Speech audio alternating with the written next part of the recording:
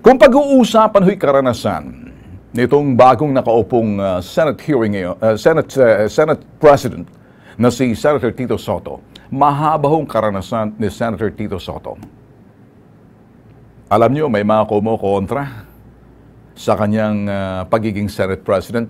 Sa hanay ho ng mga dilawan, sa labas ho ng Senado, yung iba dyan kinakalkal yung mga nakaraan, pilit na binubuhay, binabato ho sa kasalukuyang Senate President na hindi pa ho nakaumpisa, kinakalkal ho yung mga nakaraan pagkatapos eto'y sinasabi na ho sa pakikipagtulungan ho ng mga daldalerong walang katorya-torya, mga news site na mga media yan, na mga halatang dilawan.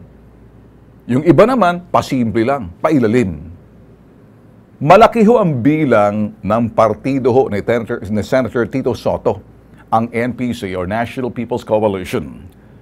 Nililinaw ho ni Senator Tito Sotto, malaking bagay ho to, no? Na hindi sila oposisyon. Hindi rin sila administrasyon bagkus independente. Ibig sabihin, babalanse sila. At ang kanilang partido, ang NPC, na may sariling platapormang ipinaglalaban tulad din ng administrasyon. Mga partidong administrasyon, ang partido ho ng PDP laban or opposition, Liberal Party, alam naman ho nating dilawan yan. Kaya mahalaga ho talaga yung bilang o numbers kung pag-uusapan ho'y botohan ng mayorya sa loob ho ng Senado.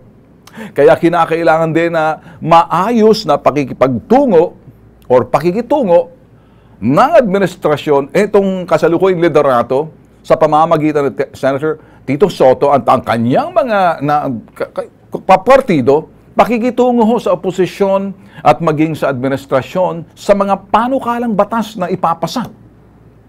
Isama na natin rito ang mga kahihinatnan ng mga Senate inquiry and Senate hearing in aid of legislation kasi dito natin na makikita yung mga kulay kung sino yung mga nasa oposisyon, administrasyon man o independente, yung kanilang paninindigan at ang kanilang sinasagawa during the hearing.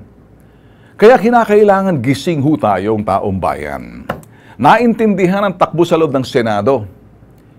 Para hindi ho tayo natsuchubibo ho na mga natsuchubibo na pinaiikot, nabibilog, nahihilo na ho tayo, yung ulo ho natin, ang taong bayan sa mga salawahang media.